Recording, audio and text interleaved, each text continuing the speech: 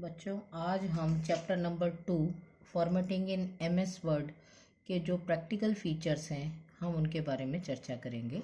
सबसे पहले हमें स्टार्ट बटन पे क्लिक करना है और आप चाहें तो एक्सपेंड करके आपको यहाँ सीधा डिस्प्ले हो जाए तो आप ले सकते हैं, अदरवाइज़ प्रोग्राम्स में जाइए, माइक्रोसॉफ्ट ऑफिस में जाइए और माइक्रोसॉफ्ट वर्ड पे क्लिक कीजिए। माइक्रोसॉफ्ट वर्ड 2007 हो चाहे 2010 हो, 2010 एडवांस है और 7 उससे थोड़ा सा पुराना वर्जन है, लेकिन लगभग फीचर वही रहेंगे। तो हम शुरुआत करते हैं। सबसे पहले हम अपना चैप्टर का नाम यहाँ लिख लेते हैं, chapter number 2 formatting features in MS word, और इसे हम सेंट्रलाइज्ड कर लेते हैं। ये आपको पता है, ये आइकन होता है सेंटर में करने का। अब हम इसकी बात करते हैं मेन फीचर्स की। पहला इसका फीचर है स्पेलिंग एंड ग्रामर। कई बार आप टाइपिंग कर रहे हैं, उसमें बहुत सारी मिस्टेक हो जाती हैं। क्यों? क्योंकि आपका दिल क्या करता है कि अगर कोई काम मैम ने दिया है तो फटाफट जल्दी से जल्दी मुझे करके मैम को दिखाना है, चाहे वो लेटर टाइपिंग का हो, चाहे पैराग्राफ का हो, चाहे कोई भी हो। तो जैसे मैं आपके सामने फास्ट टाइपिंग करती हूँ, कुछ मिस्टेक्स करूँगी उसमें।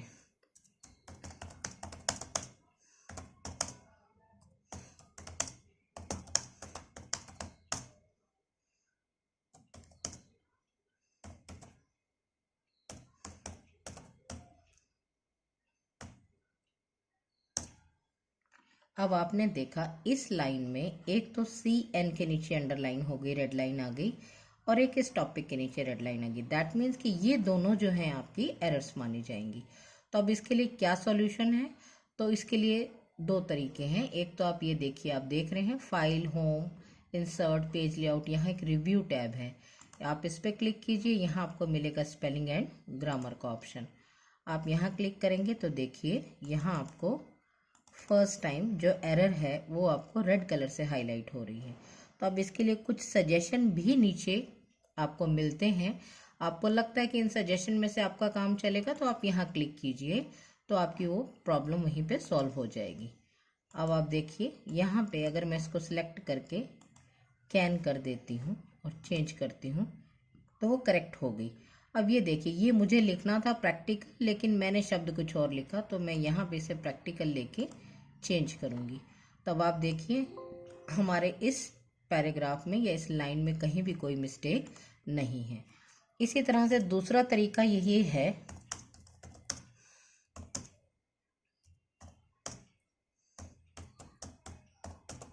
अब आप देखिए यहाँ फिर से दो जगह मिस्टेक है, तो मैं इसे फिर से राइट बटन दबाऊंगी यहाँ से, और यहाँ से भी आप चाहें तो कुछ यहाँ से भी आप उसे करेक्ट कर सकते हैं। अदरवाइज आपके पास स्पेलिंग एंड ग्रामर की ऑप्शन है, यहाँ नीचे आपके पास सजेशन है, तो आप इस सजेशन पे क्लिक कीजिए और यहाँ चेंज कर दीजिए।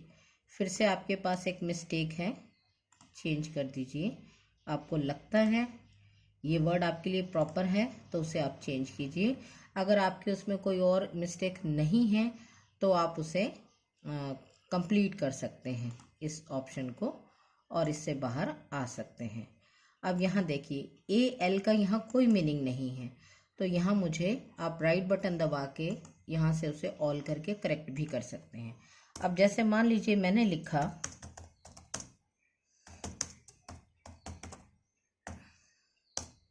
अब आप देखिए यहाँ पे इसको तो उसने मिस्टेक दिखाया, हालांकि उसको रोहतक को भी मिस्टेक मानना चाहिए। जैसे मैं मान लीजिए रोहतक की जगह यहाँ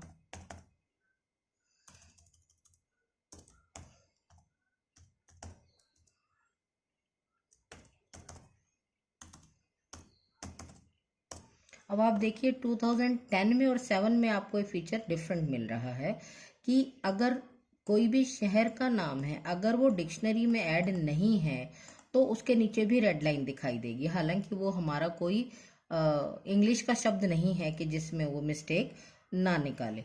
तो आप यहाँ देखिए, हम कोई ऐसा शब्द ले लेते हैं जो हमारा, अब आप देखिए यहाँ जो वर्ड आ गया।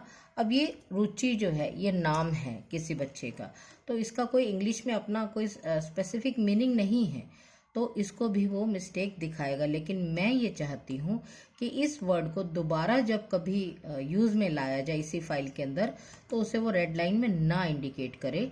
तो हम इसको यहाँ पे ऐड टू डिक्शनरी में भी कर सकते हैं। स्पेलिंग एंड ग्रामर में जाएंगे तो अगर आप इसे इग्नोर करना चाहें, इग्नोर कर दीजिए कि ये हमारे लिए मिस्टेक नहीं है। लेकिन अगर आप चाहते हैं कि दोबारा कभी आए तो उसको वो एरर दिखाए ही नहीं, तो ऐड टू डिक्शनरी में कर देंगे हम। अब जो लिव शब्द था उसके लिए उसने मुझे सजेशन दिया है, तो मैं चेंज करना चाहती हूँ तो चेंज हो गई। जब कंप्लीट हो जाती है आपकी करेक्शन तो मैसेज आता है कि spelling and grammar check is complete. तो इस तरीके से आप कोई भी टाइपिंग की मिस्टेक है तो उसकी करेक्शन आप कर सकते हैं। अब देखिए, अब हम एक सेकंड फीचर ऐसा करेंगे। मान लीजिए जैसे ये लाइन है, इसको मैं सभी को पूरे को कैपिटल लेटर्स में चेंज करना चाहती हूँ। तो होम पे जाने के बाद आप ये देखिए यहाँ एक ऑप्शन है, एक कैपिटल है और एक स्मॉल है, दोनों साथ साथ हैं। मैं इस पे क्लिक करूंगी। इसमें 5 ऑप्शंस है मेरे पास, sentence case, lower case, upper case, capitalized each word and toggle case. अब मान लीजिए मुझे सेंटेंस केस का मीनिंग है कि एक सेंटेंस खत्म हुआ, फुल स्टॉप लगा, उसके बाद आपने अगला सेंटेंस शुरू किया, लेकिन आप उसको कैपिटल लेटर में लिखना भूल गए तो उसको ऑटोमेटिकली वो कैपिटल में करेगा। अब यहाँ मैं इसे अपर केस पे क्लिक करती हूँ तो आप देखिए पूरी की पूरी लाइन जो है वो कैपिटल लेटर्स में चेंज हो गई है। अब मुझे लगता है नहीं कैपिटल नहीं, मुझे तो स्मॉल में करना है सारा। तो मैं पहले सिलेक्ट करूंगी और उसके बाद यहाँ पे क्लिक करके मैं इसे लोअर केस करूंगी।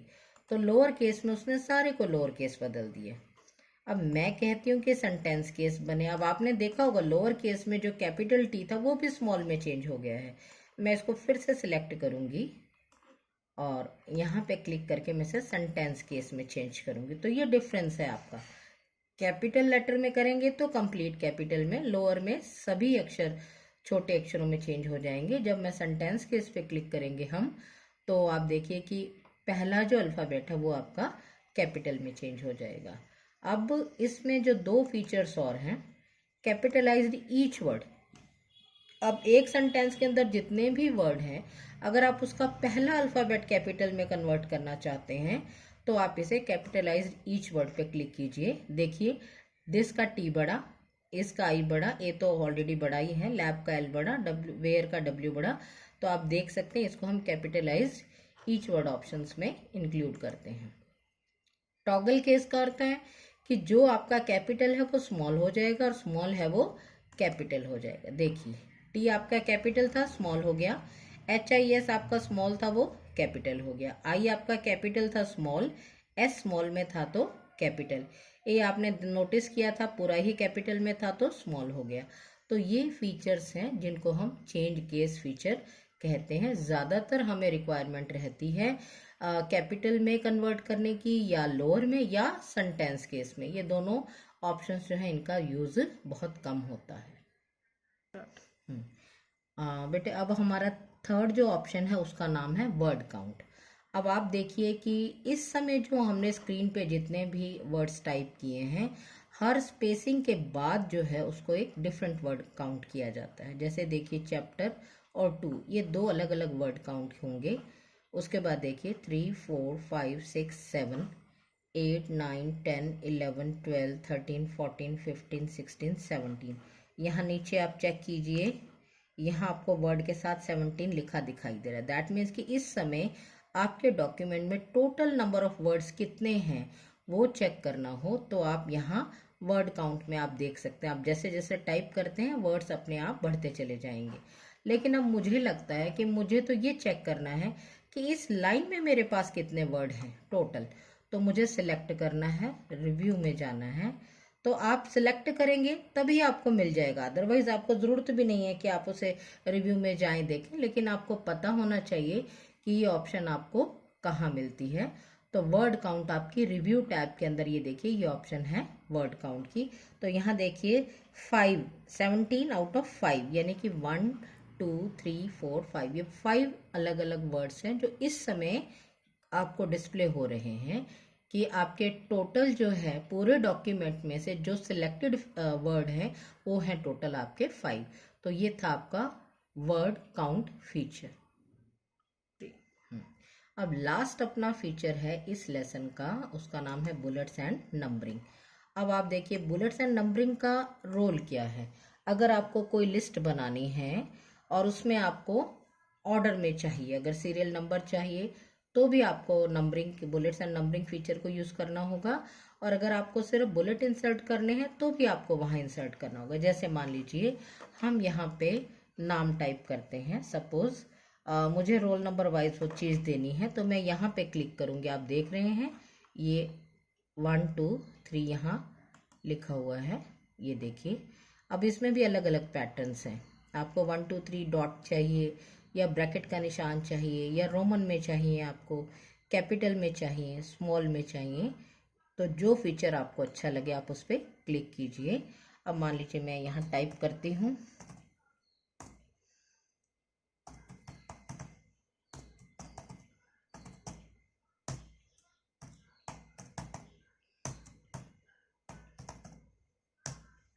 अब आपने देखा होगा कि मैंने जब ये टाइप किया तो मैंने कहीं भी 1 2 3 4 खुद नहीं लिखा, वो ऑटोमेटिकली ही आए। क्यों?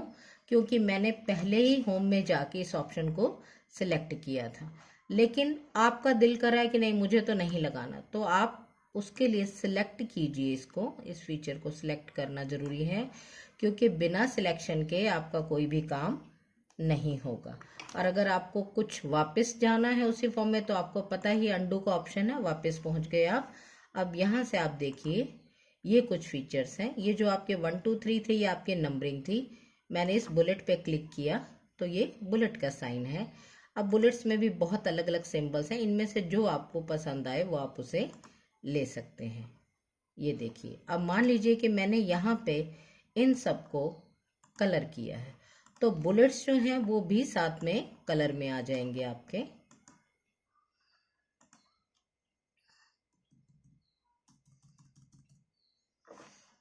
इसी तरह से यहाँ आप देखिए इनमें से जो फीचर्स हैं आपके, अगर कोई भी चीज़ आपको अप्लाई करनी है तो उसको पहले सिलेक्ट करना ज़रूरी है। ये देखिए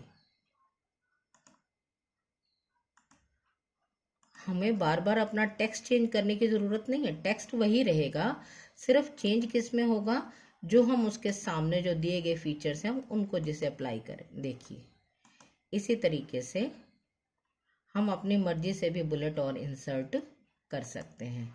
तो बुलेट्स एंड नंबरिंग का जो स्पेशल फीचर है इसका यूज़ तभी होता है जब हम किसी भी डाटा को एक लिस्ट के रूप में तैयार करना चाहते हैं। अगर आप उसको सीरियल नंबर देंगे तो 1 2 3 की फॉर्म को सिलेक्ट कीजिएगा, और अगर आप सिर्फ सिंबल्स के तौर पे देना चाहते हैं तो आप इसमें से बुलेट्स एंड नंबरिंग का फीचर जो है वो ले सकते हैं, और जो आपको लगे कि आपके हिसाब से बेस्ट है आप उसे यूज़ भी कर सकते हैं। तो बच्चों इसी के साथ चैप्टर नंबर 2 का जो अपना ये टॉपिक है ये ख़त्म हुआ यहीं पे। और अब हम आगे क्या करेंगे कि इसी के ऊपर बेस्ड कुछ प्रैक्टिकल असाइनमेंट भी करेंगे, और थोड़ा सा हम धीरे धीरे अब टेस्ट की तरफ भी बढ़ेंगे। चैप्टर नंबर 1 का भी लेंगे और फिर 2 का भी लेंगे। It's okay.